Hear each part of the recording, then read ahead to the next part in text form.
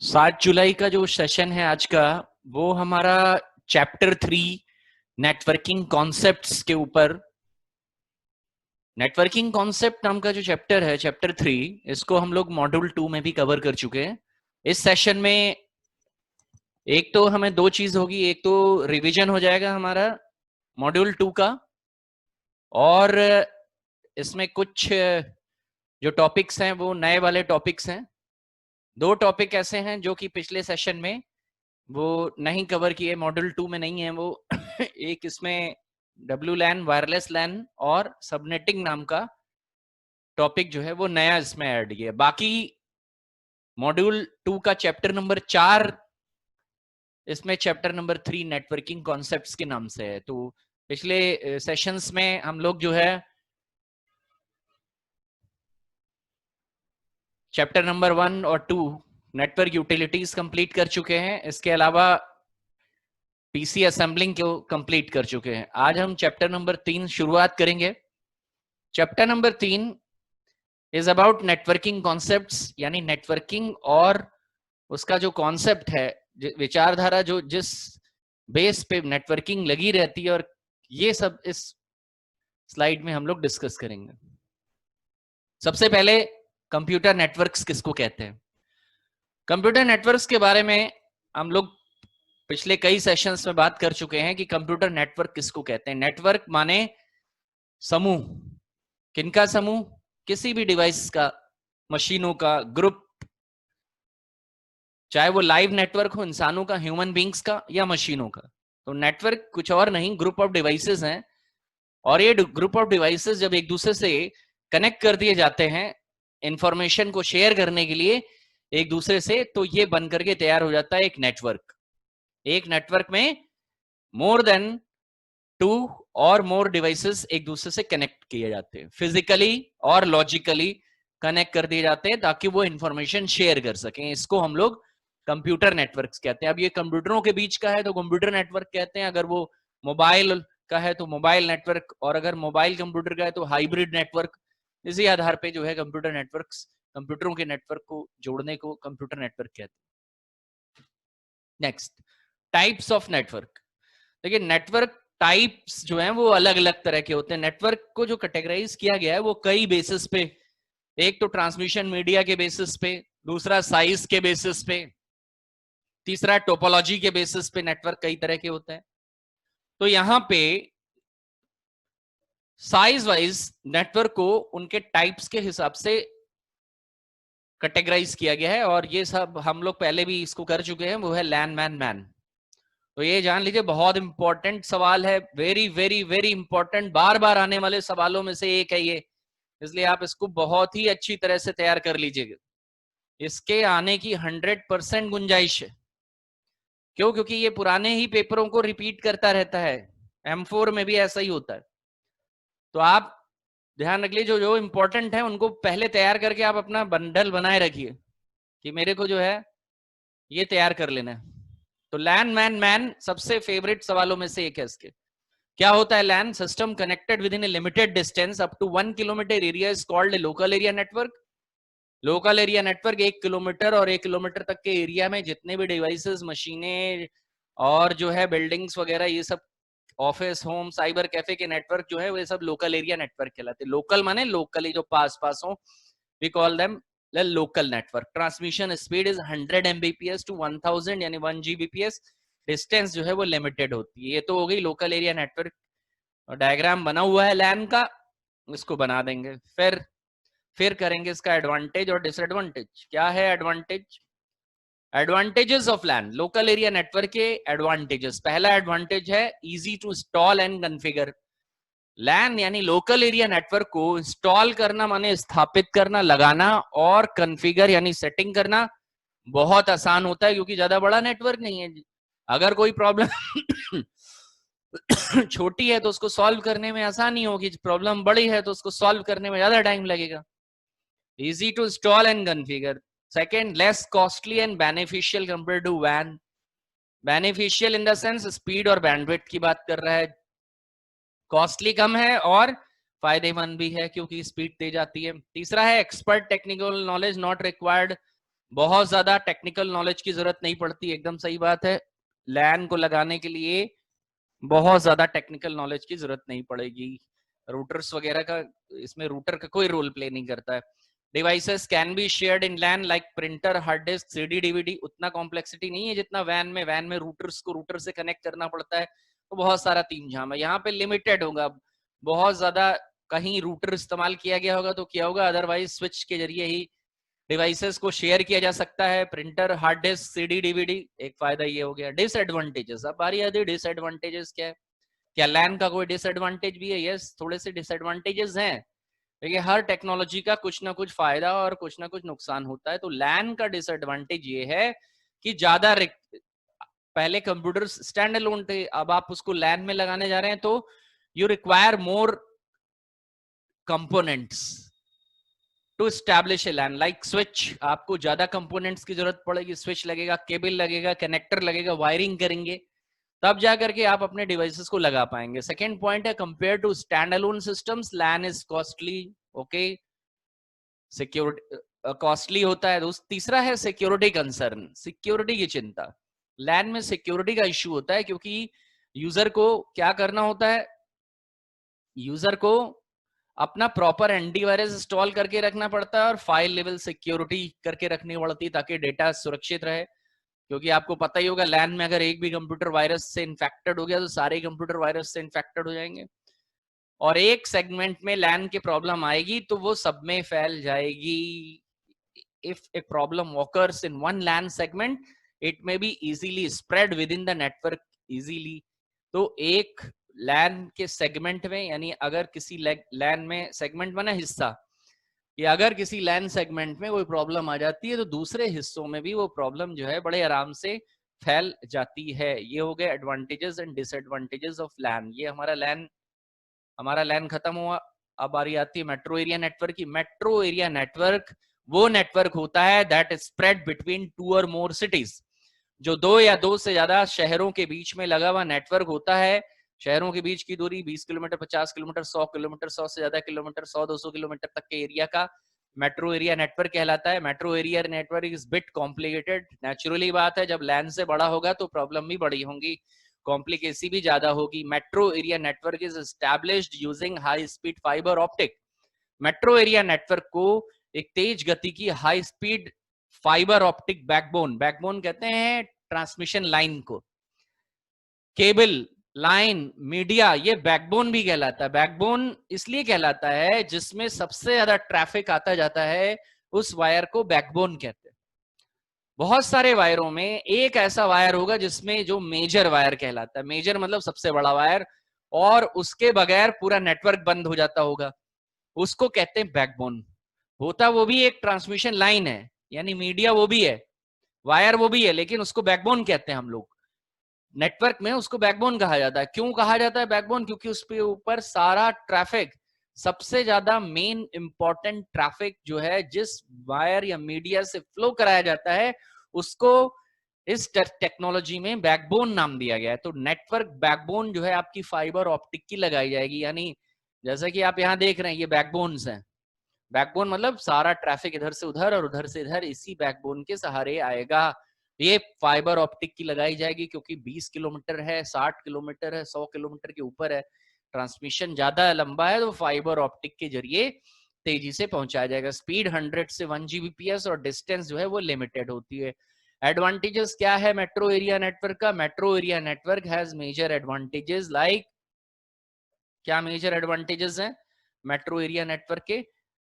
Metro area network चूंकि बड़े areas में फैला होता है, तो बड़ी बड़ी शहरों को आपस में कनेक्ट करके रखे होता है। मेट्रो एरिया नेटवर्क में बड़े बड़े शहर जो है वो एक दूसरे से कनेक्ट रहते हैं, तो बड़े शहरों को कनेक्ट करता है। 2 large areas connecting people of one city with another।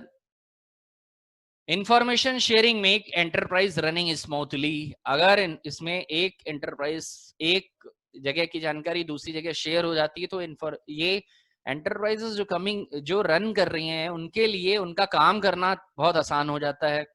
Information sharing जो होती है एंटरप्राइजेस के बीच में, वो इनको आराम से काम करने देती है। बिजनेस ग्रोज रैपिडली, बिजनेस तेजी से फैलता है। बिजनेस बढ़ेगा तो व्यापार बढ़ेगा, व्यापार बढ़ेगा तो पैसा आएगा, पैसा आएगा तो जो है वो सब लोगों को काम मिलेगा। तो ये सब चीजें डिपेंड करती है नेटवर्क पे। Disadvantage of MAN, metro area network का डिसएडवांटेज पहला है, MAN requires more technical knowledge. पहली बात, ज्यादा टेक्निकल नॉलेज की जरूरत पड़ती। Connecting devices in large area have some complex technical difficulties. साथ ही इतने बड़े एरिया में जब आप डिवाइस को कनेक्ट करेंगे तो कुछ ना कुछ टेक्निकल प्रॉब्लम अवश्य आएगी। नेचुरल सी बात है, इतने बड़े एरिया में फाइबर ऑप्टिक केबल लगाने में कुछ ना कोई प्रॉब्लम तो आएगी। मेन कॉस्ट, मैन यानी metro area network cost more amount compare to LAN. Naturally LAN से ज्यादा पैसा खर्च होगा।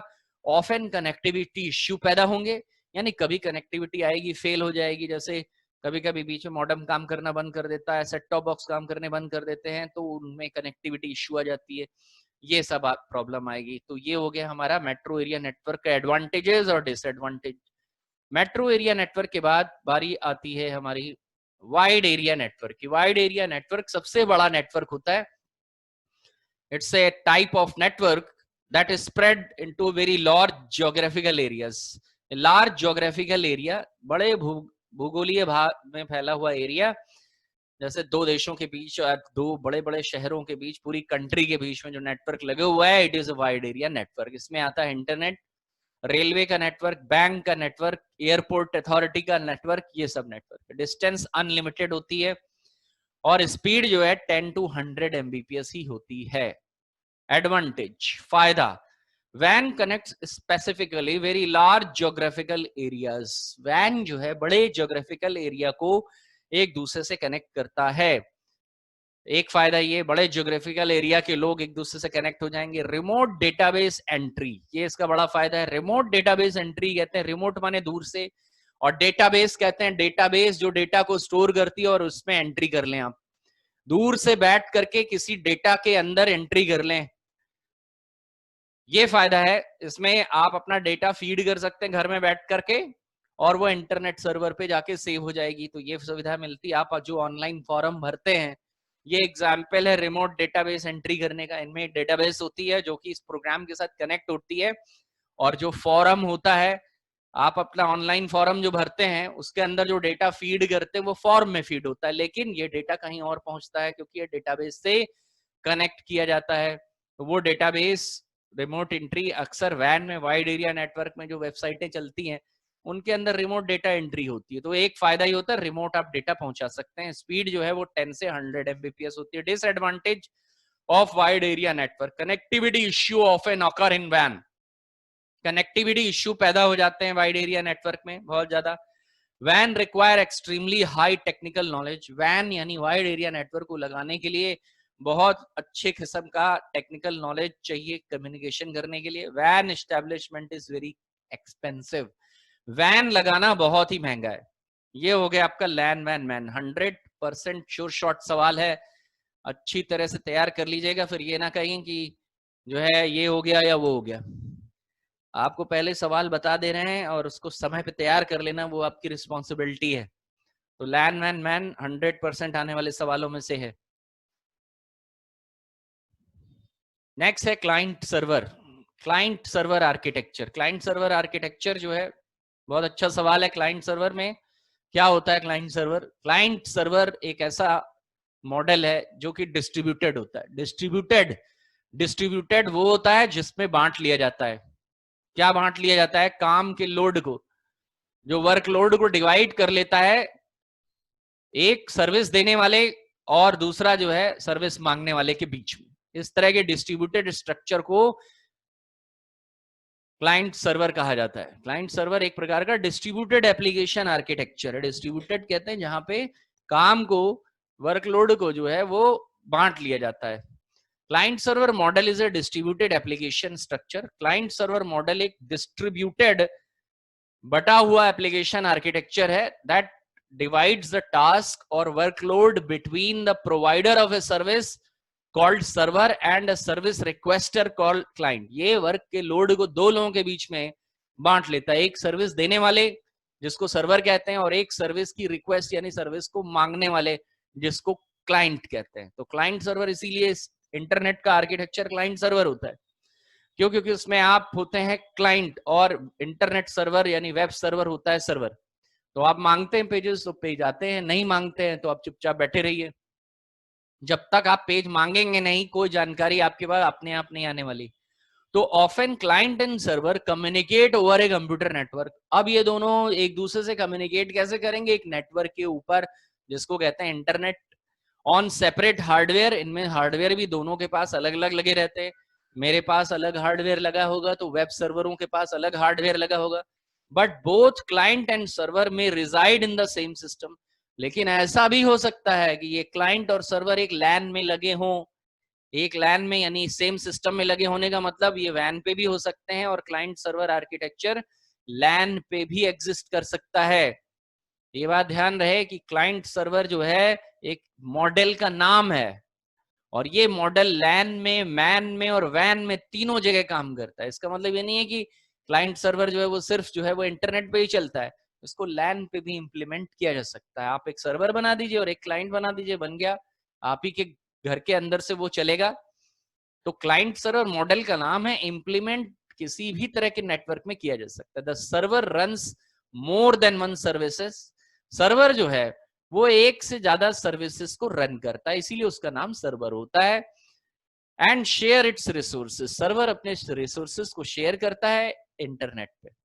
A client doesn't share any of its resources. अब यहाँ पे क्लाइंट और सर्वर के गुणों के बारे में बता रहा है कि क्लाइंट कौन होता है और सर्वर के क्या गुण होते हैं। क्लाइंट जो है वो कभी भी अपने किसी रिसोर्स को, यानी उस, अगर मान लीजिए आप क्लाइंट है तो आप इंटरनेट पे अपना कोई रिसोर्स शेयर नहीं करते, आप सिर्फ लेते हैं। A client doesn't share any of its resources. Client अपने किसी भी शेयर को, किसी भी रिसोर्स को जो उसके अंदर मौजूद है, रिसोर्स माने फाइल फोल्डर्स हो गए, एप्लीकेशंस हो गई, रिसोर्स उनको कहते हैं जो कि कंप्यूटर के अंदर पड़ा होता है, स्टोर होता है, उसको रिसोर्स कहा जाता है। और दूसरे लोग उसको इस्तेमाल कर सकें, उसको रिसोर्स कहते हैं। तो आपके कंप्यूटर में क्या है? आपके कंप्यूटर में डाटा पड़ा हुआ है, फाइल फोल्डर्स पड़ी हुई है, एप्स पड़ी हुई हैं। लेकिन क्लाइंट कंप्यूटर, आपका कोई भी डेटा गूगल के पास नहीं जाएगा। आप गूगल से चीजें लेंगे, गूगल को आपके डेटा की जरूरत नहीं है। तो client doesn't share any of its resources but request for service. केवल क्लाइंट का काम है रिक्वेस्ट करना, यानी मांगना। Client starts communication session. Client क्या करता है? कम्युनिकेशन सेशन को शुरू करता है विद सर्वर, सर्वर के साथ, विच अवेट इनकमिंग रिक्वेस्ट, और आने वाली रिक्वेस्ट का इंतजार करता है। इनकमिंग यानी जब आप सर्वर से रिक्वेस्ट करते हैं अपने ब्राउजर से के जरिए, तो सर्वर कनेक्शन बनता है पहले आपसे सर्वर के बीच में, और तब आपको इंतजार करना पड़ता है वहां से कोई डेटा आए। Example of computer application that use client server model. अन्य एग्जाम्पल जहां पे क्लाइंट सर्वर को इस्तेमाल किया जाता है वो है ईमेल, यानी ईमेल जब आप करते हैं, नेटवर्क प्रिंटिंग आप करते हैं, या फिर www जब वेब पेज मंगाते हैं। इन तीन जगह पे क्लाइंट सर्वर इस्तेमाल किया जाता है। ये है क्लाइंट सर्वर का परिचय यानी इंट्रोडक्शन। क्लाइंट सर्वर क्या होता है और उसको कैसे इंप्लीमेंट करते हैं, उसमें क्लाइंट क्या काम करता है और सर्वर क्या काम करता है। ये है इसका एक स्कीमेटिक डायग्राम, पूरी तरह से कैसे काम होता है इसको एक चित्र के द्वारा एक्सप्लेन किया गया है। ये सर्वर है, ये नेटवर्क बिछा हुआ है, और नेटवर्क से आपके डिवाइसेस को कनेक्ट किया है, तब आप क्लाइंट हैं। और ये रिक्वेस्ट जो है नेटवर्क के जरिए सर्वर के पास जाती है, सर्वर रिस्पॉन्स करता है, इनको जवाब देगा, पेजेस देगा, या जो भी फाइलें मांगी है तो फाइलें देगा, पेज मांगे हैं www ईमेल सर्वर है तो ईमेल की करने की सुविधा देगा इनको। ये ईमेल अकाउंट लॉगिन करेंगे तब ये मेल जो है सर्वर से इनके पास आएगी। तो ये हो गया client server model. Client server model दो प्रकार का होता है। एग्जाम्पल हो गया क्लाइंट सर्वर आर्किटेक्चर के, वेब सर्वर्स जो होते हैं, एप्लीकेशन सर्वर्स जो होते हैं, और डेटाबेस सर्वर जो है वो क्लाइंट सर्वर आर्किटेक्चर के अंदर काम करते हैं। एग्जाम्पल है ये। क्लाइंट सर्वर आर्किटेक्चर दो प्रकार का होता है, 2 टियर और 3 टियर आर्किटेक्चर। बस अगर क्लाइंट सर्वर के बारे में बता रहे हैं तो यहां तक सवाल जो है वो अगर ज्यादा बड़ा है तब आपको इसके आगे भी जवाब देना पड़ेगा, वरना इतना सफिशिएंट है। 3 से 5 नंबर के लिए इतना सफिशिएंट है चित्र बनाना और उसके बारे में बताना। ये हो गया आपका क्लाइंट सर्वर। Communication media. अगला टॉपिक है कम्युनिकेशन मीडिया। इसमें जो भी आप पढ़ेंगे, जितने भी टॉपिक, वो टॉपिक सब के सब, उनके नोट्स भी पहले लिखा रखे हैं मैंने। और कम्युनिकेशन मीडिया कई बार हम लोगों ने किया है। कम्युनिकेशन माने संचार और मीडिया माने माध्यम। संचार के माध्यम, संचार करने के लिए जो माध्यम मीडिया इस्तेमाल किया जाता है, जिसके जरिए सिग्नल एक जगह से दूसरी जगह आते हैं, उसको हम लोग कम्युनिकेशन मीडिया कहते हैं। Communication media is the channel to exchange information between source and destination. Source यानी भेजने वाला, और डेस्टिनेशन पहुंचने वाला, पहुंचाने, जहां पहुंचना है सिग्नल, उस तक के बीच में जो सिग्नल लाते ले जाने का और जानकारियों की अदला बदली करने का काम करता है, वो कम्युनिकेशन मीडिया कहलाता है। तो नेटवर्क में मीडिया के जरिए डेटा एक जगह से दूसरी जगह आप ट्रांसफर कर पाएंगे। ये निम्नलिखित तरह के होते हैं। निम्नलिखित दो ही तरह का मीडिया है, गाइडेड और अनगाइडेड। गाइडेड मीडिया किसको कहते हैं? गाइडेड मीडिया एक वायर्ड मीडिया होता है।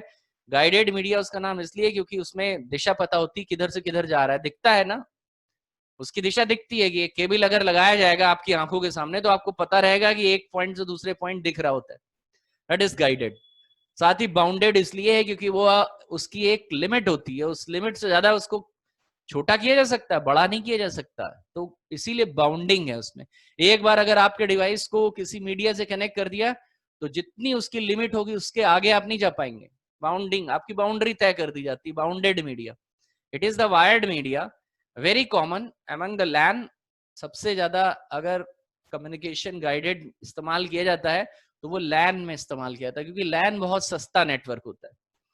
लैन में केबलों के जरिए भी काम किया जा सकता है। अगर आप वायरलेस नहीं बनाना चाहते तो वायर्ड लैन बना के आप आराम से काम कर सकते हैं, जिसका खर्चा भी आपको ज्यादा नहीं उठाना पड़ेगा। तो वायर्ड मीडिया को गाइडेड मीडिया कहते हैं, और ये बहुत ही पॉपुलर है। इसमें आता है कॉपर और फाइबर। वहीं दूसरी ओर अनगाइडेड मीडिया है हमारे पास, जिसमें वायरलेस मीडिया, अनगाइडेड मीडिया माने wireless media, mainly electromagnetic signals यानी विद्युत चुंबकीय सिग्नल होते हैं, और ये आपको अपनी ओपन आईज, नेकेड आईज से नहीं दिखाई देंगे। दस कॉल्ड वायरलेस मीडिया, जैसे माइक्रोवेव हो गई, ब्लूटूथ हो गई, इंफ्रारेड हो गई, रेडियो फ्रिक्वेंसीज हो गई। गाइडेड मीडिया, अब आपको गाइडेड मीडिया पहले करेंगे पूरा। गाइडेड मीडिया क्या होता है? गाइडेड मीडिया का सवाल भी आ सकता है आपसे कि गाइडेड मीडिया बताइए। तो गाइडेड मीडिया में सिर्फ गाइडेड मीडिया बताएंगे। It is the wired media common in LAN. पहला कोएक्सियल केबल, दूसरा ट्विस्टेड केयर केबल, और तीसरा है फाइबर ऑप्टिक। ये गाइडेड मीडिया। गाइडेड मीडिया तार वाले वायर्ड मीडिया को कहते हैं। कोएक्सियल चित्र बना हुआ है, आउटर जैकेट होता है, फॉइल शील्ड होती है, ब्रेडेड शील्ड होती है, इंसुलेटर होता है, और एक डाई इलेक्ट्रिक, ये एक सेंट्रल कंडक्टर होता है, डाई इलेक्ट्रिक इंसुलेटर होता है। इस तरह का ये कोएक्सियल केबल के नाम से जाना जाता है। ये नहीं सिर्फ ये चित्र बनेगा इसमें, ये तो बस एक्सप्लेन करने के लिए यहाँ पे हैं, ताकि आप अलग अलग तरह से इसके रूप देख सके। ट्विस्टेड पेयर केबल है। ट्विस्टेड पेयर केबल दूसरा पॉपुलर गाइडेड मीडिया इस्तेमाल किया जाता है, जिसमें एक वायर जो है, जो ट्विस्टेड वायर्स होती है उनको यूज करते हैं। देखिए दो तरह की वायर है, यूटीपी अनशील्डेड और दूसरा है शील्डेड। तो ये हो गई आपकी यूटीपी और STP, twisted pair cable, coaxial cable, and third one is fibre optic cable. Fibre optic media जो है वो बंडल ऑफ ग्लास थ्रेड्स होते हैं। इसमें ग्लास थ्रेड, ग्लास के थ्रेड होते हैं, धागे जैसे wire, each of which is capable of transmitting messages. इनमें से हर एक मैसेज ले जाने के लायक होता है। किस तरह के मैसेजेस? वो messages that are modulated onto light waves. वो मैसेजेस जिनको, मैसेजेस माने डेटा, इंफॉर्मेशन, जिसको लाइट पल्स में यानी लाइट वेव्स में मॉड्यूलेट किया गया। और मॉड्यूलेट माने सिग्नल का इंटरचेंज करना। अगर एक तरह के सिग्नल को दूसरे तरह के सिग्नल में इंटरचेंज कर दिया जाता है, बदल दिया जाता है, तो ये प्रक्रिया कहलाती मॉड्यूलेशन। जैसे डिजिटल सिग्नल्स को एनालॉग में बदलना, मॉड्यूलेशन, डिजिटल से वापस डीमॉड्यूलेशन। तो मॉड्यूलेशन डीमॉड्यूलेशन करते हैं। इसमें मॉड्यूलेशन डीमॉड्यूलेशन लाइट वेव से इलेक्ट्रिक सिग्नल से लाइट पल्स या लाइट वेव्स में, और लाइट वेव से वापस पलट के इलेक्ट्रिकल सिग्नल में मॉड्यूलेशन डीमॉड्यूलेशन होता है। तो इसके जो डिवाइस और मॉडेम्स होते हैं, और इसके जो सिग्नल कन्वर्टर होते हैं, वो जिनको ट्रांस रिसीवर कहा जाता है, ट्रांसीवर्स कहा जाता है, वो ट्रांसमिट करते हैं सिग्नल को, रिसीव करते हैं सिग्नल को, ट्रांसमिट करते हैं जो कंप्यूटर के अंदर डिजिटल डेटा होता है उसको इलेक्ट्रिकल से लाइट पल्सेस में, लाइट वेव्स में, और लाइट वेव्स से वापस पलट के इलेक्ट्रिकल पल्सेस में रीजनरेट करते हैं। तो ये मॉड्यूलेशन डिमॉड्यूलेशन हो गया। Fibre optic has several advantages over traditional metal communication lines. आपके फाइबर ऑप्टिक केबल के ऊपर जो एडवांटेजेस होता है मेटल लाइंस का, वो ये होता है कि फाइबर ऑप्टिक केबल में डेटा जो कि लाइट की स्पीड से ट्रांसफर होता है, तो उसकी बैंडविड्थ, मेटल केबल बैंडविड्थ माने कितना डेटा एक निर्धारित समय में ट्रांसफर किया जा सकता है किसी मीडिया में, वो बैंडविड्थ जो है, वो जितनी ज्यादा बैंडविड्थ होगी उतना ज्यादा जो है डेटा ट्रांसफर आपको मिलेगा। स्पीड ज्यादा अच्छी मिलेगी, बैंडविड्थ अच्छी मिलनी चाहिए। 1 प्रति सेकंड कितनी रफ्तार होती है डेटा की, वो कैलकुलेट किया जाता है बैंडविड्थ। तो ये हो गया हमारा fibre optic media.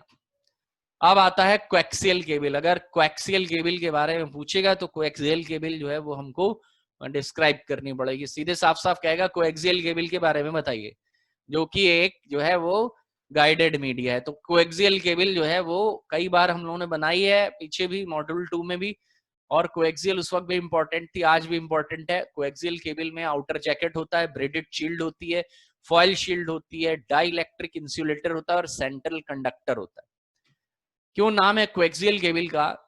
Coaxial cable is generally difficult to connect to a network device. एक तो सबसे पहले कोएक्सियल केबल का, मैंने आपको कोएक्सियल केबल का स्ट्रक्चर भी बता रखा है कि आउटर जैकेट होता है, फॉयल शील्ड होता है, ये आपकी किताब में लिखा होगा, पिछले मॉड्यूल 2 के नोट्स में लिखा होगा कि कोएक्सियल केबल का स्ट्रक्चर क्या होता है। यहाँ पे कोएक्सियल केबल की विशेषता बता रहा है। Coaxial cable is generally difficult to connect to a network. इसलिए कनेक्ट करना मुश्किल होता है क्योंकि इसमें जो है ट्विस्टेड पेयर के मुकाबले इसमें नेटवर्क जो अडेप्टर लगता है, नेटवर्क कनेक्टर जो लगते हैं वो टी कनेक्टर लगते हैं, और F connector, T connector, BNC जैसे कनेक्टर लगते हैं। कोएक्सियल केबल को दो तरीके से इंस्टॉल किया जाता है, daisy chain, device to device, और स्टार नेटवर्क। बाकी और कुछ याद कर, बाकी और कुछ लिखने की जरूरत नहीं है। एडवांटेज बस सीधे लिख देंगे, चित्र बनाएंगे, एडवांटेज लिख देंगे। क्या है advantage? It has better shielding against electromagnetic interference. साथ ही नोट्स मैंने मॉड्यूल 2 में भी आपको लिखा है, उनको भी हम यहाँ यूज कर लेंगे। मॉड्यूल 2 के भी नोट्स आप अपने पास रखे रहिए, मॉड्यूल इसके कोएक्सियल के, और उसके साथ मिक्स करके आप इसको नोट्स को लिखिएगा। मैं सिर्फ आपको यहाँ पे रिवीजन करा दे रहा हूँ, रिवीजन आप कर लीजिए। इसका नोट्स आपके पास इसके पहले से ही हैं। It has better shielding against electromagnetic interference. Coaxial cable में शील्डिंग बढ़िया होती है, आपने देख लिया शील्डिंग इसकी। शील्ड माने कवर, इसके ऊपर एक के बाद एक सबसे ज्यादा कवर जो है इसी केबल में लगे रहते हैं, इतना फाइबर ऑप्टिक में भी नहीं लगते। तो आपको इलेक्ट्रोमैग्नेटिक इंटरफेरेंस यानी विद्युत चुंबकीय बाधाएं जो कि होती हैं, रेडिएशन, नॉइज और अटेनुएशन, ये तीनों से दूर करके रखता है। लंबे डिस्टेंस तक सिग्नल को ले जा सकता है। दूसरा पॉइंट कह रहा है, it can be used for both analogue and digital. Analogue और डिजिटल दोनों तरह के डेटा ट्रांसमिशन करे जा सकते हैं कोएक्सियल केबल से। एनालॉग ट्रांसमिशन 75 ओम की केबल से किया जाता है, डिजिटल ट्रांसमिशन 50 ओम की केबल आती है। ओम जो है वो प्रतिरोध जनरेट, ओम जो है वो प्रतिरोध, यानी किसी भी केबल का जो प्रतिरोध है वो केबल के ऊपर लिखा रहता है कितने ओम की केबल है।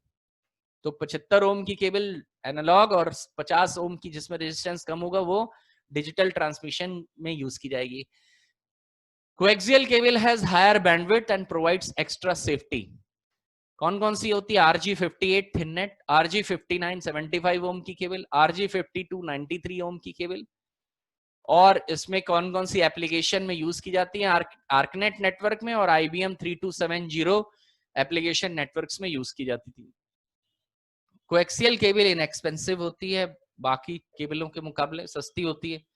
कोएक्सियल केबल की बैंडविड्थ ज्यादा होती है, इसमें एनालॉग ट्रांसमिशन बहुत अच्छा होता है, 300 से 400 मेगाहर्ट्ज। और मुख्य रूप से आजकल इसका इस्तेमाल केबल टीवी के सिग्नल को कैरी, केबल टीवी में ऑडियो वीडियो सिग्नल होते हैं 1.4 MBPS तक डिजिटल बिट स्ट्रीम ट्रांसफर करने के लिए, अप टू 3 MBPS तक। ये हो गई कोएक्सियल केबल। अब बारी है twisted pair cable. Coaxial cable में बहुत ज्यादा कुछ नहीं करना है आपको। कोएक्सियल केबल में आपको केबल बनानी है और उसका स्ट्रक्चर, फिजिकल स्ट्रक्चर मैंने मॉड्यूल 2 में उसका फिजिकल स्ट्रक्चर बनवाया है आपको, वहीं से ही आप इसके नोट्स ले लीजिएगा, यहाँ के नोट्स मत लीजिए, यहाँ मैं आपको सिर्फ समझा रहा हूँ। ट्विस्टेड पेयर केबल देख लीजिए क्या है। ट्विस्टेड पेयर केबल जो है एक वायरिंग टाइप है जिसमें कंडक्टर्स यानी सुचालक जो कॉपर के होते हैं उन वायरों को आपस में एक दूसरे से ट्विस्ट कर दिया जाता है।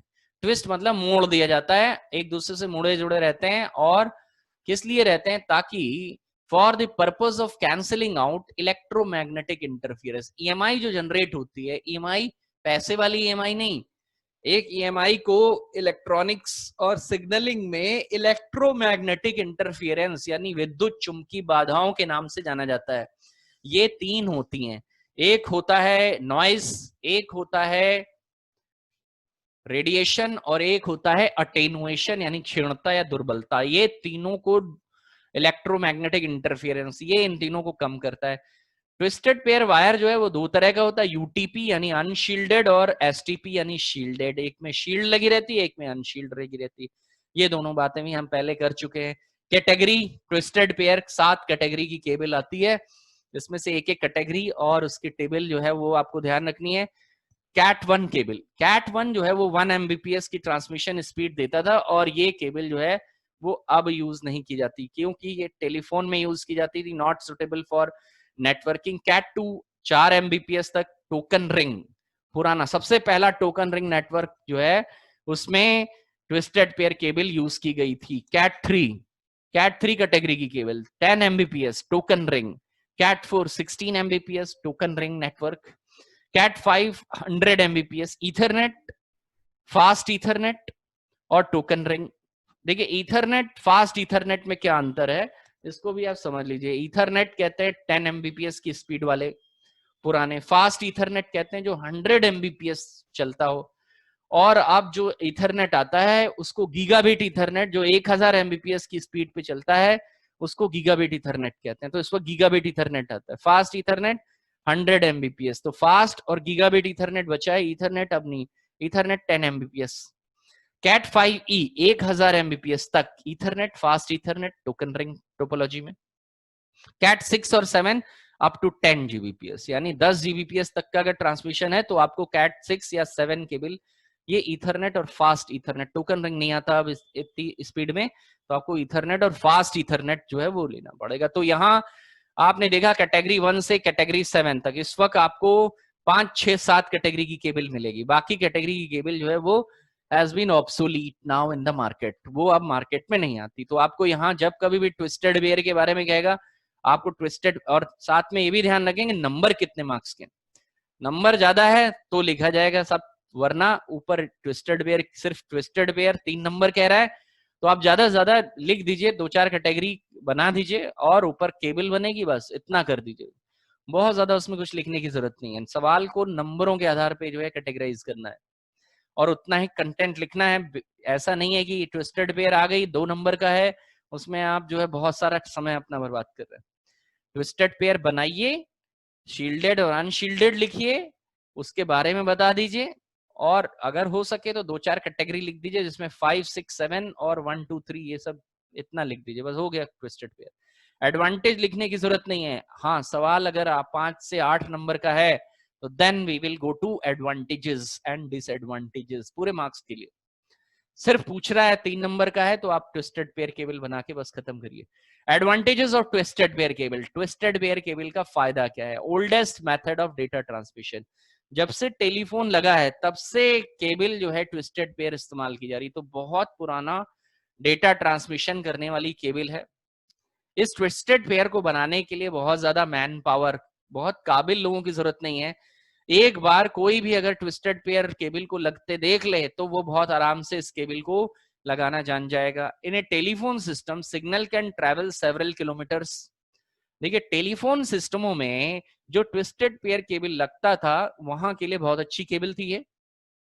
क्यों? क्योंकि कई किलोमीटर तक सिग्नल ले जाती थी, क्योंकि ट्विस्टेड है तो इलेक्ट्रोमैग्नेटिक विद्युत चुंबकीय दुष्प्रभाव इसके ऊपर कम पड़ते थे, जिसकी वजह से नंबर 1 मीडिया था ये। तीसरा पॉइंट है media can be used for analogue and digital. देखिए ये मीडिया जो है इसके ऊपर आप चाहे तो आप बिजली का बल्ब भी लगा लीजिए इससे, और चाहे तो इससे कंप्यूटर की नेटवर्किंग भी करवा लीजिए। ये दोनों कामों को करने के लिए बेहतरीन है, क्योंकि एनालॉग भी ट्रांसमिशन कर सकते हैं और डेटा डिजिटल भी। आप इस पे जो है सीसीटीवी एनालॉग और चाहे तो कंप्यूटर का सिग्नल डिजिटल ये भी कर सकते हैं। इट इज लेस एक्सपेंसिव, बहुत ज्यादा महंगा नहीं है शॉर्ट डिस्टेंस के लिए। In one portion of cable damaged, क्योंकि ये स्टार टोपोलॉजी में यूज की जाती है। देखिए इसकी टोपोलॉजी भी याद रखनी है आपको, इसको स्टार टोपोलॉजी में यूज किया जाता है। तो अगर केबल का एक हिस्सा, स्टार टोपोलॉजी का नेटवर्क आपको याद होगा, उसमें बहुत सारी केबल्स बनती, तो अगर एक डिवाइस का केबल डैमेज हो जाए तो बाकी डिवाइस, क्योंकि वो तो स्टार में तो स्टार स्विच लगा रहता है, स्विच से कनेक्ट होते हैं, तो किसी एक वायर के डैमेज होने से बाकी वायरों को कोई असर नहीं पड़ता, क्योंकि वो सब इंडिविजुअली कनेक्ट होते हैं। तो स्टार टोपोलॉजी होने की वजह से नेटवर्क का कोई एक पोर्शन केबल डैमेज हो जाए तो दूसरों के ऊपर असर नहीं पड़ता है। डिसएडवांटेज क्या है? ये नॉइज बहुत जल्दी पकड़ती है। नॉइज मतलब इसके बगल से अगर कोई दूसरी हायर सिग्नल रेट की केबल जा रही होगी तो ये तुरंत उसके नॉइज को पकड़ लेगी। एरर रेट्स ज्यादा हायर है। अगर आप 100 मीटर से ज्यादा ये केबल लगाएंगे, ये 100 मीटर के भीतर तक तो बहुत अच्छा काम करती है, लेकिन अगर 100 मीटर से ज्यादा ये केबल आपने लगा दी तो इसके अंदर एरर आ जाएगी। साइज इसका बहुत जल्दी ब्रेक हो जाता है। ये पतली होती है, इसको काटा जा सकता है ब्लेड से। इसके अंदर के वायर ज्यादा मजबूत नहीं होते कोएक्सियल के जैसे, तो इसको बड़े आराम से काट सकते हैं। इसीलिए ज्यादा लंबे केबल टीवी में ये केबल नहीं लगती है, इसी वजह से नहीं लगती, क्योंकि इसको बड़े आराम से कोई काट सकता है। It can support 50 feet cable पे इतने 19,200 बीपीएस और 10 base T 10 base Ethernet 100 metre तक ये जो है 10 से 100 एमबीपीएस ट्रांसफर कर सकती है। ये हो गई ट्विस्टेड पेयर केबल। तीसरी है fibre optic cable. Fibre optic cable जो है वो ऐसी केबल होती है जिसमें फाइबर थ्रेड्स होते हैं और लाइट सिग्नल, ऑप्टिकल सिग्नल जो है वो ट्रेवल करते हैं rather than electrical signal. Electrical signal के मुकाबले फाइबर ऑप्टिक केबल में लाइट सिग्नल जो है वो ट्रांसमिट किए जाते हैं। दिस मीडिया सुपीरियर क्वालिटी का होता है एंड मोर सिक्योर होता है, क्योंकि इसके अंदर लाइट जाती है और लाइट को जो है वो डिस्टर्ब नहीं किया जा सकता, ना चुराया जा सकता है than other guided media. Each fibre has inner core. हर एक फाइबर की एक अलग इनर कोर होती है जो कि ग्लास या प्लास्टिक से बनी होती है, जो कि लाइट को कंडक्ट करती है, यानी लाइट को आगे बढ़ा देती है। दो मेजर लाइट सोर्स यूज किए जाते हैं इस केबल में, एलईडी और दूसरा जो है लेजर। फाइबर ऑप्टिक केबल में एलईडी लाइट यूज की जाती है और दूसरी के जो लाइट यूज की जाती है उसको लेजर लाइट कहते हैं। बनी कैसे होती है? ये है फाइबर ऑप्टिक केबल, इसमें एक आउटर जैकेट होता है, उसके बाद क्लैडिंग होती है। क्लैडिंग माने कवच को कहते हैं, खोल या कवच जो किसी को ढके रहता है उसको क्लैडिंग कहते हैं। और फाइबर कोर होती है, फाइबर कोर जिसके ऊपर सिग्नल जाता है। ये ग्लास या फाइबर थ्रेड, ग्लास थ्रेड जिसमें फाइबर, चमकदार फाइबर नुमा रहती है थ्रेड, वो रहता है। तो आउटर जैकेट क्या है? Protection of cable. क्लैडिंग है लेयर ऑफ ग्लास और मटेरियल रिफ्लेक्ट कर देता है। ये लेयर ऑफ ग्लास जब कोई सिग्नल बाहर निकलता है ये क्लैडिंग से टकराता है, वापस फाइबर कोर में आ जाता है। इनर कोर जो होती है ग्लास प्लास्टिक की, जो कि लाइट सिग्नल कंडक्ट करती है। इस तरह से ये फाइबर ऑप्टिक केबल बनी हुई होती है। फाइबर ऑप्टिक केबल जो है वो दो मोड में काम करती है। सिंगल मोड वो फाइबर है, ये लेजर, इसमें लेजर सिग्नल चलता है जो सीधी रेखा में, उसमें एक बार में एक सिग्नल चलता है और एक से ज्यादा सिग्नल नहीं यूज किए जाते। Only a single light signal travel in media. Usually laser light इस्तेमाल की जाती है सिंगल मोड फाइबर में। वहीं दूसरी ओर मल्टी मोड फाइबर होता है जिसमें multiple light signal can travel, तो एक साथ बहुत सारे लाइट सिग्नल इसमें ट्रैवल कर सकते हैं। मल्टी मोड फाइबर में एलईडी सिग्नल यूज किया जाता है। That's all. आज का जो है टाइम यहीं पे समाप्त होता है पहले वाले सेशन का। नेक्स्ट सेशन बस अभी थोड़ी देर में हम शुरू करते हैं। यहां तक हमने इसको कवर कर लिया है आज की स्लाइड में, इस सेशन में यहीं तक है। That's all.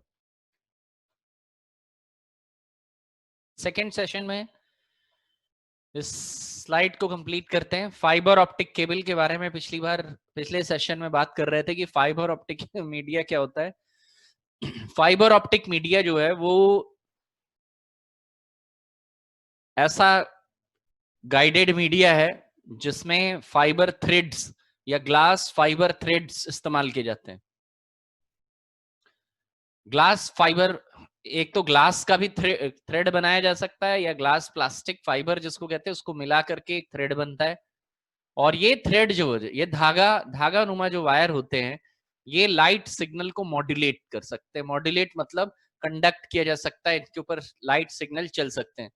तो fibre optic cable, fibre optic media और फाइबर ऑप्टिक डिवाइस जो होते हैं वो उनके अंदर डेटा को लाइट में कन्वर्ट करके मॉड्यूलेट कराने की सुविधा रहती है। तो लाइट सिग्नल जो है, इलेक्ट्रिकल सिग्नल में लाइट सिग्नल जो इस तरह के सिग्नल होते हैं, एनालॉग सिग्नल, उन सिग्नलों में जो लाइट सिग्नल होता है वो सबसे तेज चलता है। लाइट का सोर्स और स्पीड जो है वो सबसे तेज होती है। सबसे सुपीरियर क्वालिटी का मीडिया होता है फाइबर ऑप्टिक मीडिया, क्योंकि इसमें लाइट सिग्नल जो है वो मॉड्यूलेट हो सकते हैं, जा सकते हैं, ट्रांसमिट किए जा सकते हैं। तो नेचुरली लाइट की स्पीड ज्यादा होने से ज्यादा डेटा जो है वो ट्रांसफर होगा, और बैंडविड्थ यानी स्पीड और एक्यूरेसी भी ज्यादा होगी। तो इस वजह से अब जो है वो फाइबर ऑप्टिक ट्रांसमिशन कर रहे सारी सर्विस प्रोवाइडर्स जितने हैं, और हाई स्पीड कम्युनिकेशन लेने के लिए फाइबर को यूज कर रहे हैं। तो हर एक फाइबर कैसा बना होता है, और दो लाइट सोर्स यूज किए जाते हैं, एलईडी और लेजर। बना कैसा होता है, आउटर जैकेट होता है, क्लैडिंग होता है, फाइबर कोर होती है। पिछले सेशन में हमने ये किया था कि भाई इस तरह का हमारा स्ट्रक्चर है।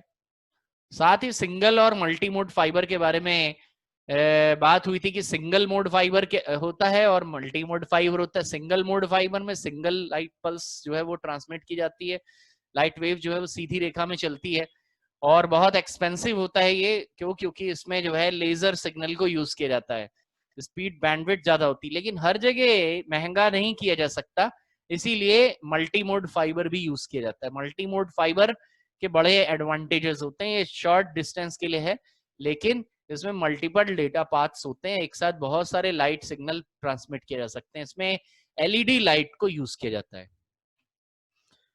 कॉमन फाइबर ऑप्टिक केबल की कैरेक्टरिस्टिक्स आप चाहे तो यहाँ पे फाइबर ऑप्टिक केबल का जो उसका लंबाई चौड़ाई है, उसकी फाइबर ऑप्टिक केबल की कोर और क्लैडिंग का साइज क्या है, ये सब भी नोट कर सकते हैं।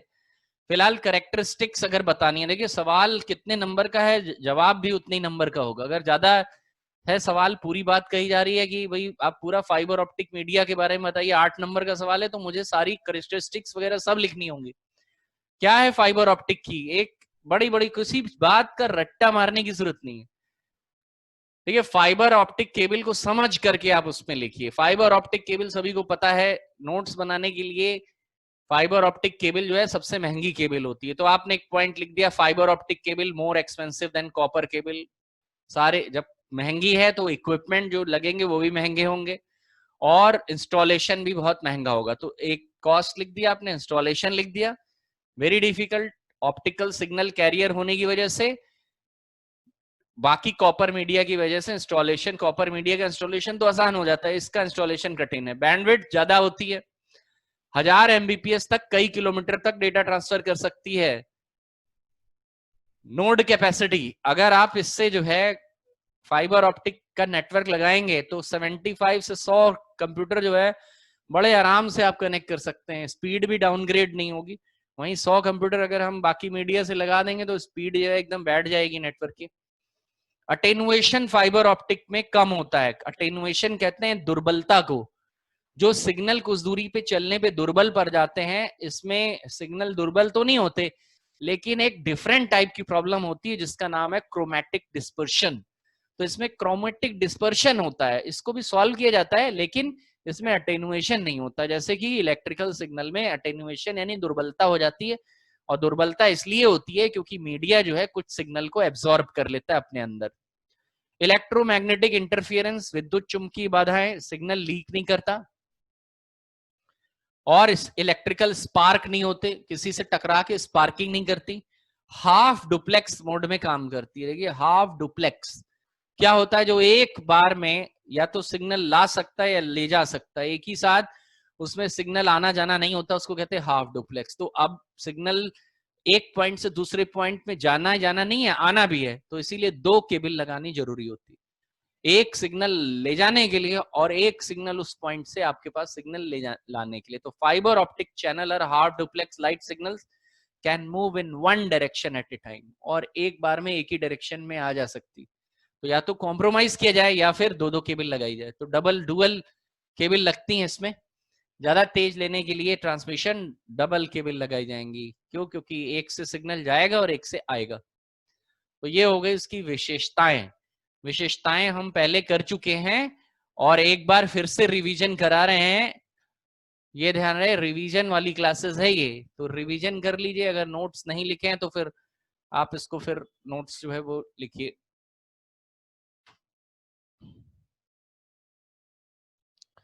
अनगाइडेड मीडिया, अनगाइडेड मीडिया या वायरलेस मीडिया किसको कहते हैं? वायरलेस मीडिया जिसमें सॉलिड मीडियम की जगह पे, अनगाइडेड मीडिया की जगह से, बल्कि उसकी जगह इलेक्ट्रोमैग्नेटिक सिग्नल जो कि एयर में जा सकते हैं फ्लो इजीली, उनको यूज किया था। The media in which signals are not travelled through a solid medium, ऐसा मीडिया जिसमें सिग्नल जो है वो ठोस माध्यम में नहीं,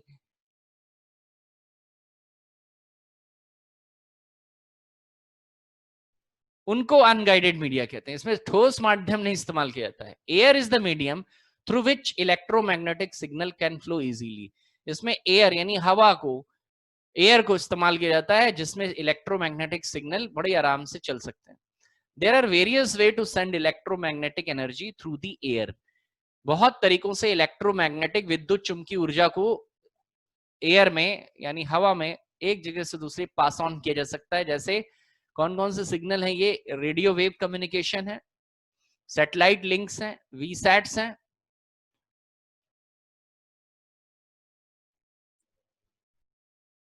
VSAT very small ऑपरेचर terminal,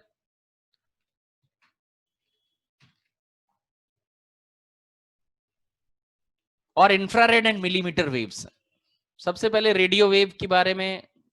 radio wave जो रेडियो टीवी का ट्रांसमिशन आपको घर में मिलता है दूरदर्शन वगैरह पे, और ये जो है रेडियो वेव्स कहलाता था। रेडियो वेव्स की फ्रीक्वेंसी 10 किलोहर्ट्ज से 1 गीगाहर्ट्ज तक होती है। शॉर्ट होती हैं। VHF very high frequency television और एफएम रेडियो के लिए, और यूएचएफ रेडियो और टेलीविजन के लिए अल्ट्रा हाई फ्रीक्वेंसी और वेरी हाई फ्रीक्वेंसी और शॉर्ट वेव्स बनाएंगे।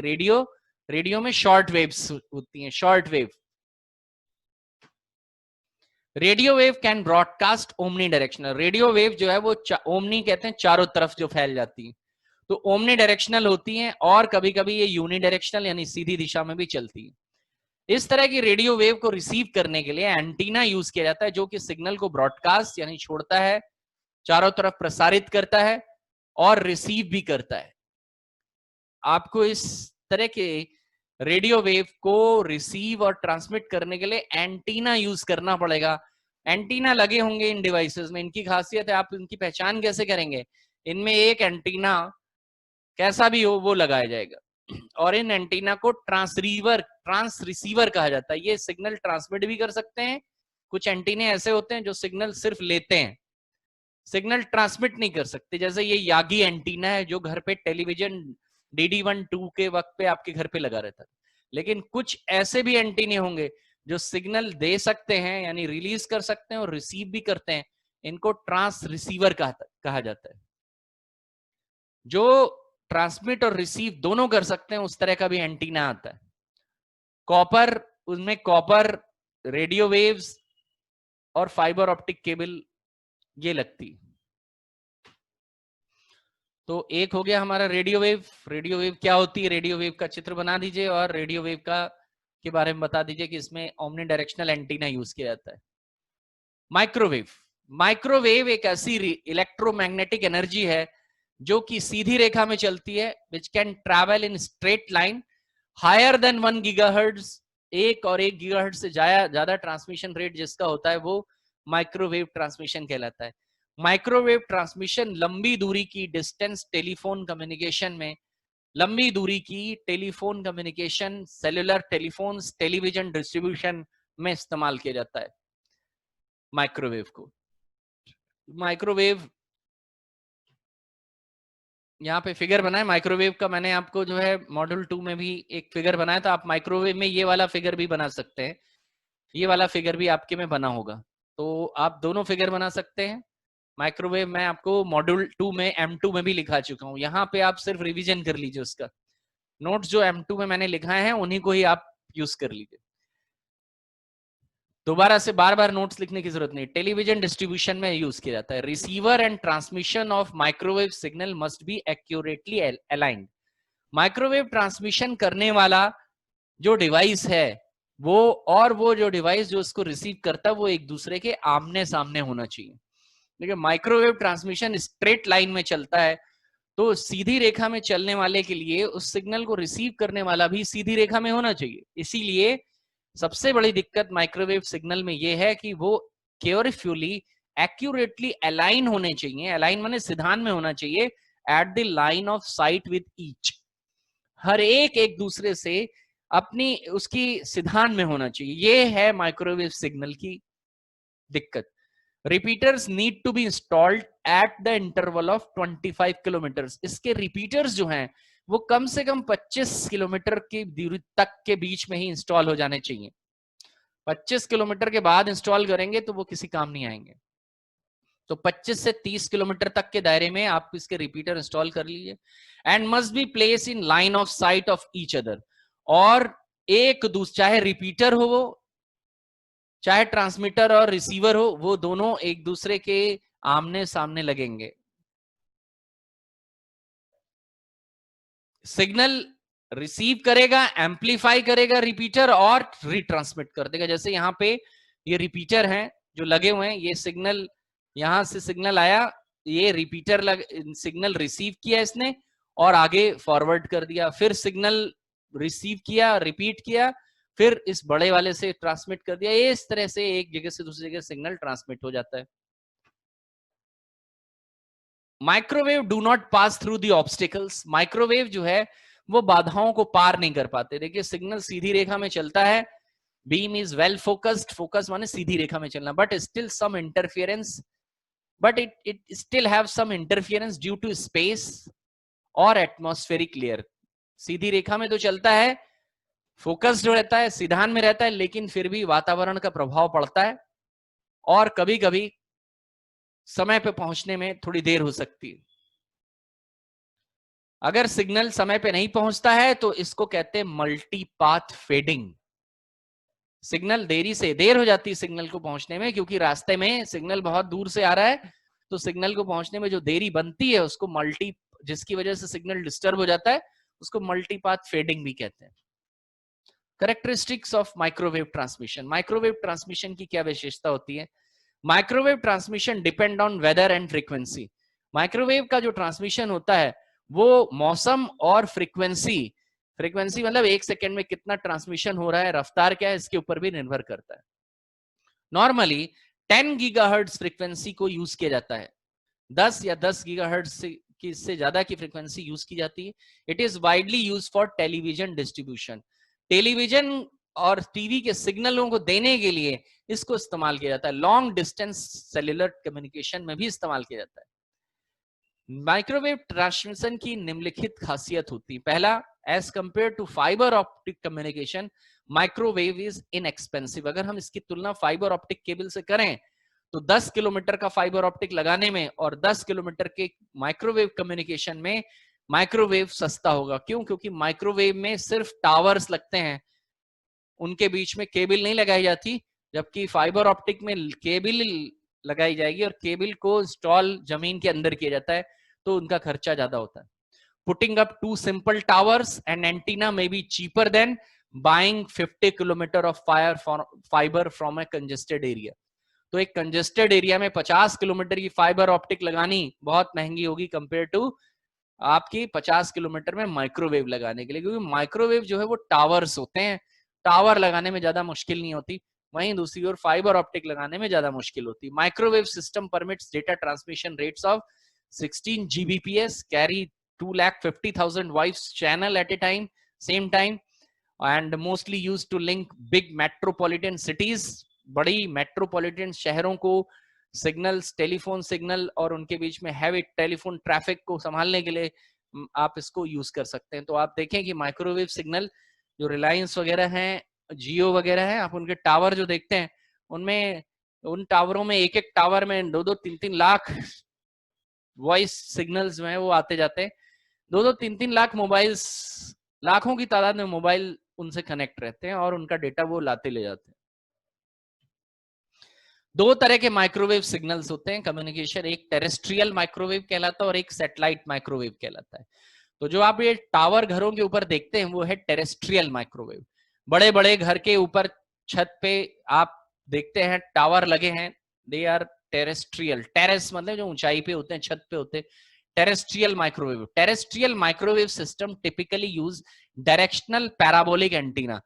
टेरेस्ट्रियल जो टेरेस पे लगने वाले माइक्रोवेव सिस्टम है उनमें एक डायरेक्शनल यानी एक सिधान में एक खास दिशा में रखा हुआ पैराबोलिक यानी परवलयाकार एंटीना इस्तेमाल किया जाता है। परवलयाकार यानी अंडाकार शेप, एकदम गोल नहीं होता, वो पैराबोलिक शेप होता है। To send and receive signal, signals को सेंड और रिसीव करने के लिए इस तरह के टेरेस्ट्रियल माइक्रोवेव में परवलयाकार एंटीने को इस्तेमाल किया जाता है। Signals are highly focused, signal जो है वो एकदम सिधान में चलते हैं, इस वजह से इन सिग्नलों को लाइन ऑफ साइट रखा जाता है। इन सिग्नल को ट्रांसमिट करने वाले, यानी बात कह रहा है कि अगर हाईली फोकस्ड है और लाइन ऑफ साइट, तो लाइन ऑफ साइट का ही मतलब होता है ट्रांसमिट करने वाला और रिसीव करने वाला एक दूसरे के आमने सामने हो। लाइन ऑफ साइट लिख दिया और कुछ लिखने की जरूरत नहीं। फिर this type of connection is ideal where cabling is difficult to install और प्रोहिबिटेड। देखिए ऐसे एरिया में, अब ऐसा एरिया कहाँ हो गया, ऐसा एरिया हो गया लेह लद्दाख वगैरह एरिया जहां पे पहाड़ है, जहां पे केबल जो है लगाई नहीं जा सकती, इतना मुश्किल है, तो वहां पे क्या करा जाएगा, वहां पे यही वाला एंटीना यूज किया जाएगा। वहां जितने भी कनेक्शंस हैं पहाड़ वाले एरिया में, बहुत दुर्गम है, उनमें जो है यही वाला माइक्रोवेव लगाया जाता है। आप कभी पहाड़ वाले एरिया में जाएं तो वहां देख लेंगे, आराम से आपको दिख जाएंगे इस तरह के बड़े बड़े टावर्स।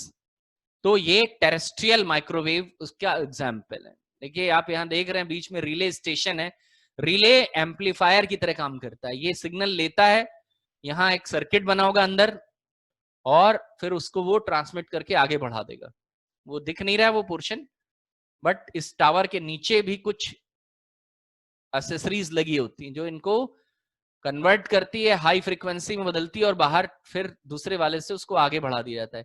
तो टेरेस्ट्रियल या माइक्रोवेव में आप ये वाला चित्र भी, डायग्राम भी बना सकते हैं। टेरेस्ट्रियल माइक्रोवेव की क्या विशेषता होती, फ्रीक्वेंसी 4 से 6 गीगाहर्ट्ज और हाई फ्रीक्वेंसी में 21 से 30 गीगाहर्ट्ज। ज्यादा ट्रांसमिशन करना हो तो 21 से 30, और लो ट्रांसमिशन करने हो, कम है ट्रांसमिशन का दबाव, तो 4 से 6 गीगाहर्ट्ज। कॉस्ट बहुत कम, ज्यादा कॉस्ट नहीं लगती है। फाइबर ऑप्टिक के मुकाबले तो कोई कॉस्ट नहीं लगती, फाइबर ऑप्टिक पे बहुत कॉस्ट लगती है। इंस्टॉलेशन थोड़ा सा केयरफुली अलाइन करके सिधान में लगाना पड़ता है। Bandwidth 1 to 10 Mbps। अटेनुएशन, हाँ अटेनुएशन यानी दुर्बलता होती है। फ्रीक्वेंसी, सिग्नल की तीव्रता, एंटीने का साइज और वातावरण का दबाव। रेन एंड फॉग यानी बारिश और कोहरा, ये इन सिग्नलों को दुर्बल कर देता है। इलेक्ट्रोमैग्नेटिक इंटरफियरेंस होता है, बिल्कुल सिग्नल जाम कर सकता है कोई आपका, और ईव्स ड्रॉपिंग हो सकती है। ईव्स ड्रॉपिंग मतलब चोरी छिपे आपकी बात को कोई ट्रेस कर सकता है, क्योंकि एयर में जा रहा है सिग्नल। तो एयर में सिग्नल जैमर आते हैं, तो सिग्नल जैमर लगा के आपके सिग्नल जैम कर दिए। सिग्नल जैम में जैमिंग करने वाला जो है वो हैकर सिग्नल जैम कर सकते हैं, या फिर कोई ऐसा डिवाइस लगा दिया जाए हैवी मैग्नेटिक फील्ड वाला, तो वो मैग्नेटिक फील्ड जो है वो छोटी फील्ड्स को जो है एब्जॉर्ब कर लेता है, तो आपके सिग्नल जाएंगे ही नहीं। Satellite microwave transmission, satellite microwave दूसरा माइक्रोवेव ट्रांसमिशन है।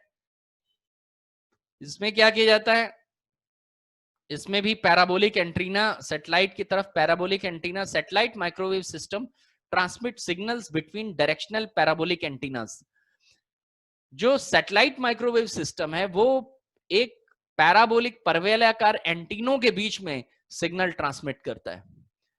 Antenna they use low gigahertz frequency in line of site. ये लो गीगाहर्ट्ज फ्रीक्वेंसी को इस्तेमाल करते हैं क्योंकि लो फ्रीक्वेंसी जो होती बड़ी दूर तक चली जाती है। हाई फ्रीक्वेंसी सीधी होती है, ज्यादा दूर नहीं जा पाती, सिधान में जाती है। लो फ्रीक्वेंसी लंबी दूरी तय करती। The main difference with satellite system is that one antenna is on the satellite, एक एंटीना जो है सैटेलाइट में लगा रहता है ऑन जियो सिंक्रोनस ऑर्बिट, जो कि जियो सिंक्रोनस ऑर्बिट में लगा होता है सैटेलाइट के ऊपर, जो 36,000 किलोमीटर अबव द अर्थ होता है। तो एक एंटीना जो है वो सैटेलाइट में भी लगा रहता है, ये एक मेन अंतर है। तो आपके एक एंटीना तो, दो एंटीना तो अर्थ में लगे रहते हैं, लेकिन एक एंटीना सैटेलाइट में भी लगा रहेगा जो कि सिग्नल को रिसीव करेगा, उसको सैटेलाइट ट्रांसपोंडर कहते हैं। In satellite system communication, microwave signal at a 6 gigahertz rate are transmitted from the earth. Satellite communication system में लगभग 6 gigahertz के ट्रांसमिशन जो है वो सैटेलाइट की ओर भेजे जाते हैं, अर्थ से, जमीन से। The transponder in the satellite, ये ट्रांसपोंडर है जो ये आप देख रहे हैं सैटेलाइट के विंग्स, इनमें ट्रांसपोंडर्स लगे रहते हैं। The transponder in A satellite, इसके अलावा सैटेलाइट में भी लगे रहते हैं, यहाँ पे भी लगा हो सकता है, तो ट्रांसपोंडर कहीं पे भी लगा हो सकता है। The transponder in A satellite amplifies the signal, इसके अंदर मौजूद जो सैटेलाइट ट्रांसपोंडर है वो एक एम्पलीफायर या रिपीटर होता है, वो सिग्नल को रिसीव करता है, रिपीट करता है और send them back to earth, और उसके बाद उन सिग्नल्स को वापस पलट करके अर्थ पे रिट्रांसमिट कर देता है। Frequency is different from receiving signal, जो फ्रीक्वेंसी जो है वो रिसीव की जा रही है, वो फ्रीक्वेंसी जो यहां से रिलीज की जाएगी, उनके बीच में अंतर होगा। यानी 6 गीगाहर्ट्ज का है अगर सिग्नल रिसीव कर रहे हैं तो ट्रांसमिट करने की फ्रीक्वेंसी कम होगी, क्योंकि सिग्नल बीच में कमजोर हो गया, तो कुछ ना कुछ सिग्नल लॉस इसमें होता है। Characteristics of microwave communication, frequency range 4 से 6 गीगाहर्ट्ज और 11 से 14 गीगाहर्ट्ज। कॉस्ट बहुत ज्यादा, इंस्टॉलेशन बहुत कठिन, बैंडविड्थ 1 से 10 Mbps, attenuation depend on the size of antenna, वातावरण और फ्रीक्वेंसी। एडवांटेज सबसे बड़ा यह है कि राष्ट्रीय प्रसारण करने के लिए कंट्री से दूसरे कंट्री में तेज गति से इसको यूज किया जाता है। इनको लिखने की जरूरत नहीं। वीसैट अगला है important, very small aperture terminal या वीसैट। देखिए वीसैट क्या करता है, वीसैट ये वीसैट टीवी डिस्ट्रीब्यूशन करने के लिए यूज किया जाता है। वीसैट जो है वो एग्जाम में आया हुआ है, तो इसको बहुत इंपॉर्टेंट मान के चलेंगे। माइक्रोवेव भी एग्जाम में आया हुआ है, तो माइक्रोवेव भी ध्यान में रखेंगे। VSAT is very small aperture terminal, very small aperture terminal एक सैटेलाइट कम्युनिकेशन सिस्टम है एक प्रकार का, that serves home and business users. VSAT एक प्रकार का सैटेलाइट कम्युनिकेशन सिस्टम है जिसको घरेलू यूजर्स और बिजनेस और व्यापारिक प्रतिष्ठानों में, व्यापारिक ऑर्गेनाइजेशंस को सर्विस देने के लिए इस्तेमाल किया जाता है। इन्हें वीसैट टेलीकम्युनिकेशन, एक वीसैट कम्युनिकेशन सिस्टम में डाउनलिंक और अपलिंक इसको इस्तेमाल किया जाता है। Downlink is the form of satellite down to 1 or more ground stations. Downlink जो है सैटेलाइट से नीचे स्टेशन की तरफ ट्रांसमिट करना डाउनलिंकिंग कहलाता है। एंड एन अपलिंक, और एक जो अपलिंक होता है, uplink is the link from ground station up to a satellite. देखिए यहां दो शब्दों का इस्तेमाल किया गया है।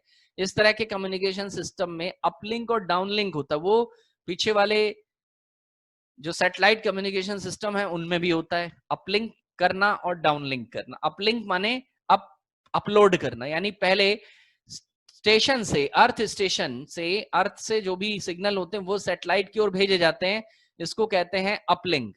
और जब सिग्नल जो है वो सैटेलाइट से नीचे अर्थ की ओर भेजे जाते हैं, दैट इज कॉल्ड डाउनलिंक। तो डाउनलिंक इज द फॉर्म, एक डाउनलिंक एक प्रकार का, डाउनलिंक क्या होता है, it is from satellite down to 1 or more ground station. Downlink में सैटेलाइट से नीचे की ओर ग्राउंड स्टेशन की तरफ जो सिग्नल रिसीव किए जाते हैं वो कहलाते हैं downlink. And uplink is the link from ground station up to a satellite, और जो अपलिंक होता है वो ग्राउंड स्टेशन से सैटेलाइट की ओर जो लिंक होता है वो कहलाता है अपलिंक। तो अपलिंक और डाउनलिंक दो अलग अलग तरह की फ्रीक्वेंसीज इससे इस्तेमाल की जाती है। पहले डेटा को अपलोड किया जाएगा तब डाउनलोड कर पाएंगे, क्योंकि सैटेलाइट डेटा नहीं बनाता है, डेटा तो अर्थ से आता है। सैटेलाइट का काम है उसको एम्पलीफाई करके सिग्नल को सही जगह पे भेजना, तो फॉरवर्डिंग करने के लिए सैटेलाइट होता है। Satellite is signal forwarder. वो वहां पे कोई ट्रांसमिशन नहीं बनता है, बनने के लिए अर्थ से ही बनेगा। वो कोई मूवी होगी या कोई चीज होगी तो वो सैटेलाइट पे जाके थोड़ी ना बनेगी, वो तो अर्थ से ही, कोई प्रोग्राम होगा टीवी का वो तो बनेगा ही अर्थ से ही और वहीं से ट्रांसमिट किया जाएगा। Some companies sell their uplink and downlink services to television station. कुछ कंपनियां जब सैटेलाइट लगा लेती हैं तो वो अपनी अपलिंक और डाउनलिंक सर्विसेज को टेलीविजन स्टेशंस, कॉरपोरेशंस, बड़ी कंपनियों को और अदर टेलीकम्युनिकेशन कैरियर्स, चैनल्स जो होते हैं उनको देती है। कैरियर्स माने जो चैनल्स जो होते हैं डिफरेंट डिफरेंट, जो आपके केबल टीवी में आते हैं, उन लोगों को भी ये फ्रीक्वेंसीज बेचती हैं। वो लोग भी अपने टीवी वगैरह का ट्रांसमिशन अपने जो भी स्टूडियो में ट्रांसमिशन रिकॉर्ड करते हैं, उसके बाद सैटेलाइट कम्युनिकेशन सिस्टम उनको डिस्ट्रीब्यूट करता है और उसके वो पैसे लेता है।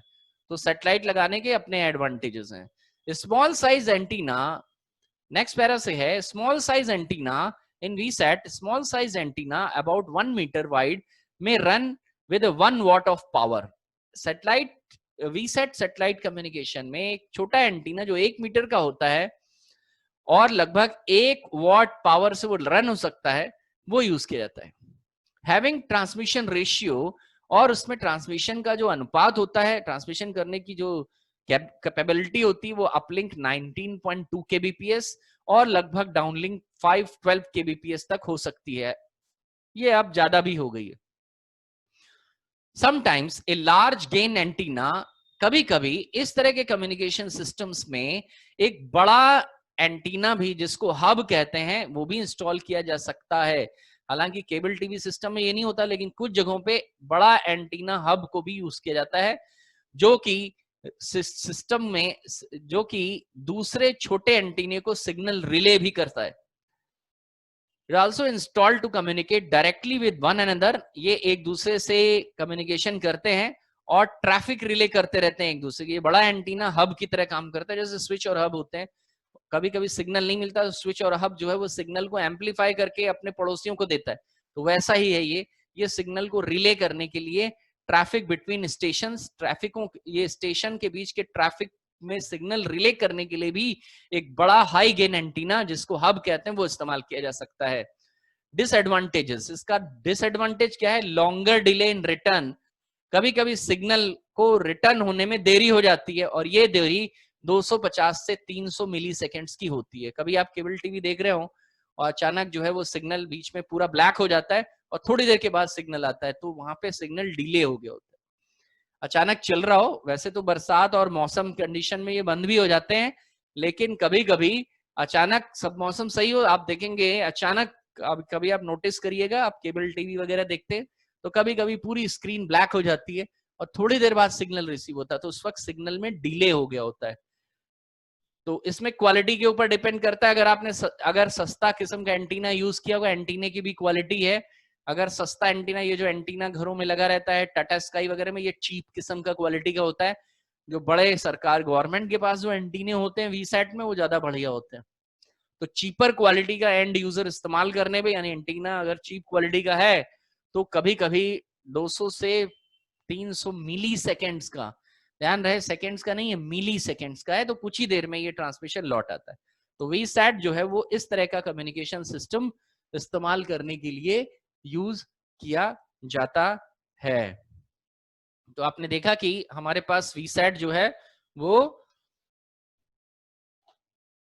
हमारे पास वीसैट जो लगा हुआ है, तो वीसैट वो सैटेलाइट माइक्रोवेव ट्रांसमिशन का ही एक रूप है, छोटा। अगला टॉपिक है peer to peer model, P2P model. Peer to peer किसको कहते हैं? अभी थोड़ी देर पहले इसी स्लाइड में हमने क्लाइंट सर्वर मॉडल को पढ़ा था। क्लाइंट सर्वर और पीयर टू पीयर, ये पीयर टू पीयर मॉडल भी वेरी वेरी इंपॉर्टेंट मॉडल है। ये, इसको भी आपको ध्यान रखना है कि अगर क्लाइंट सर्वर आ गया या इनमें से कोई भी दूसरा मॉडल जो क्लाइंट सर्वर के बाद आपको तैयार करके रखना है, वो P2P मॉडल है। देखिए पीयर टू पीयर किसको कहते हैं? P2P और क्लाइंट सर्वर में क्या फर्क होता है? देखिए दो चीज होती है कंप्यूटर नेटवर्क में, सेंट्रलाइज होना और दूसरा होता है डिसेंट्रलाइज होना। नेटवर्किंग दो तरीके की बांधी जाती है, सेंट्रलाइज और decentralise.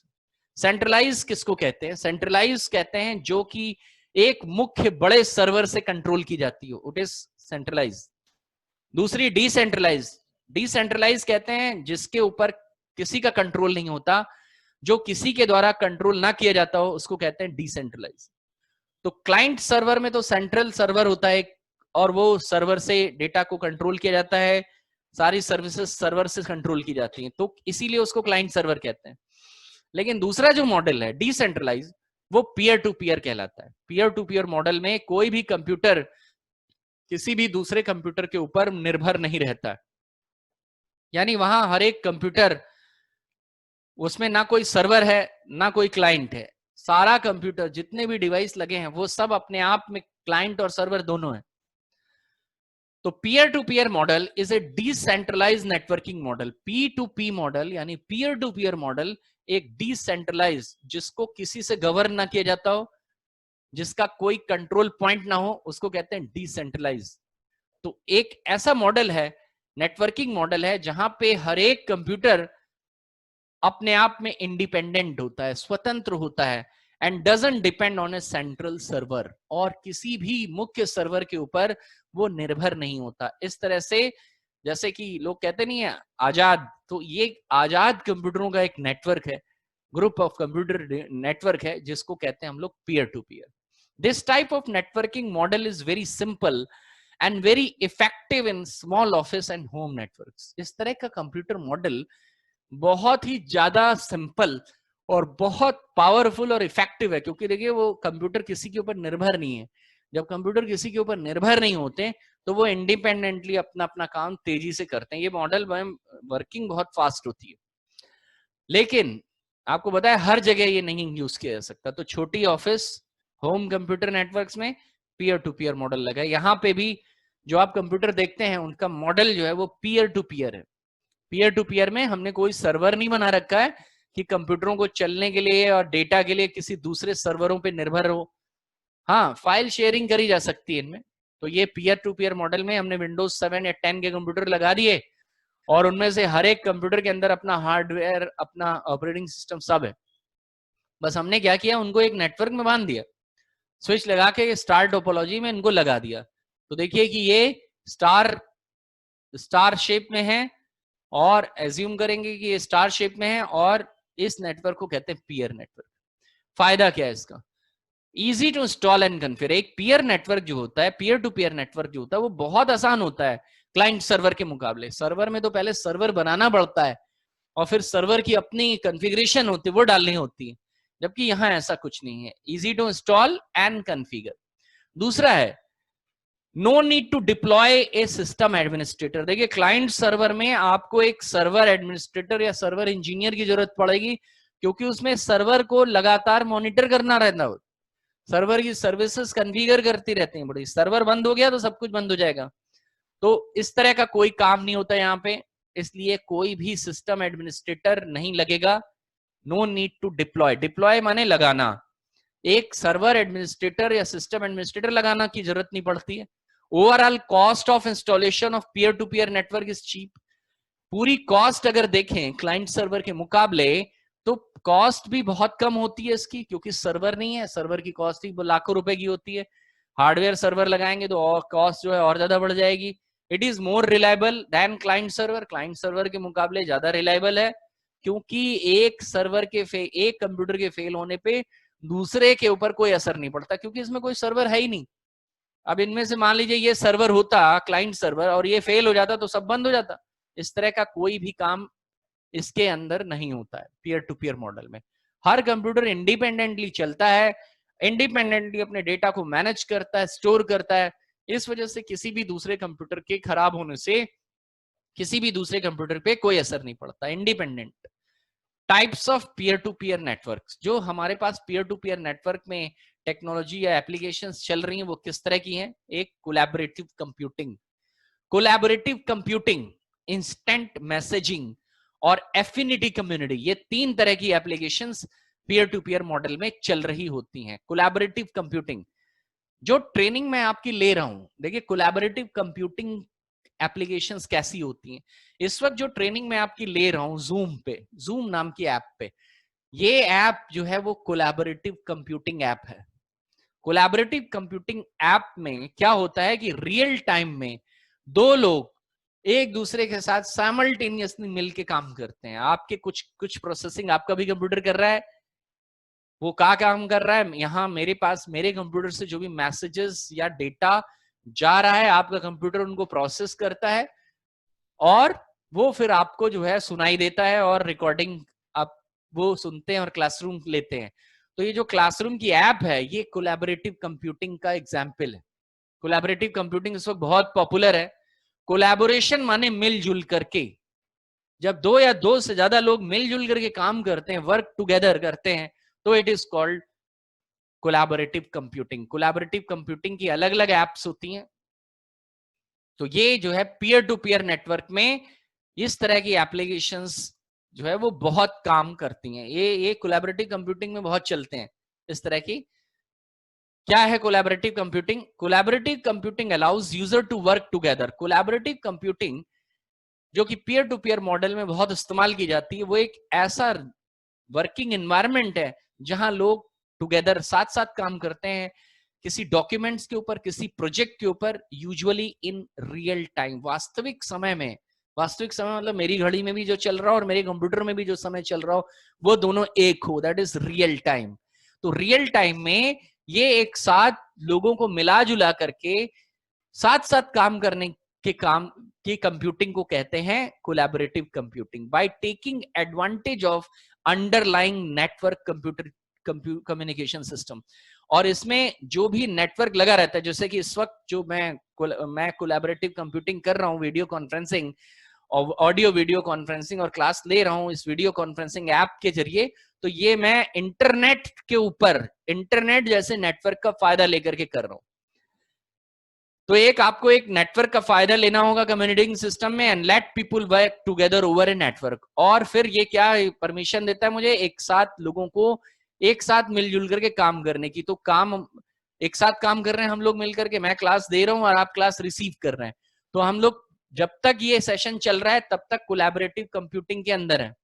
It combines the unused CPU processing power और disk space of many computers on the network. ये क्या करता है, बहुत सारे जितने भी कंप्यूटर, जितने भी लोग इस वक्त ऑनलाइन कनेक्टेड है मेरी मशीन से और मुझसे मैसेजेस रिसीव कर रहे हैं, तो हम सब लोगों के सीपीयू यूज हो रहे हैं और हम सब लोगों के डिस्क स्पेस कंप्यूटर में एक साथ एक ही ऐप पे के ऊपर, जूम की ऐप के ऊपर, सब पे जूम चल रहा है। तो जूम कंटिन्यूअसली जो है कुछ सीपीयू मेरा सीपीयू यूज हो रहा है, कुछ आपका सीपीयू यूज हो रहा है, कुछ मेरा डिस्क स्पेस यूज हो रहा है, कुछ आपका डिस्क स्पेस यूज हो रहा है। तो कंबाइन करके ये जो काम हो रहा है it is called collaborative computing. ये लाइव एग्जांपल है कोलैबोरेटिव कंप्यूटिंग का। तो पीयर टू पीयर नेटवर्क में कोलैबोरेटिव कंप्यूटिंग को बहुत ज्यादा इस्तेमाल किया जाता है। ये एमएस ऑफिस के अंदर भी आप चाहे तो इस दौरान फाइलें एक दूसरे से शेयर कर सकते हैं। अगर मैं किसी दूसरी कोलैबोरेटिव कंप्यूटिंग ऐप का यूज करूं, चैटिंग वगैरह, ये सब कोलैबोरेटिव कंप्यूटिंग होती है। ठीक है, तो collaborative computing peer to peer model का समझिए लाइफ ब्लड है, बहुत ज्यादा यूज करते हैं। आज का सेशन हम लोग यहीं पे समाप्त करेंगे। दैट्स ऑल, समय यहीं पे समाप्त होता है आज का।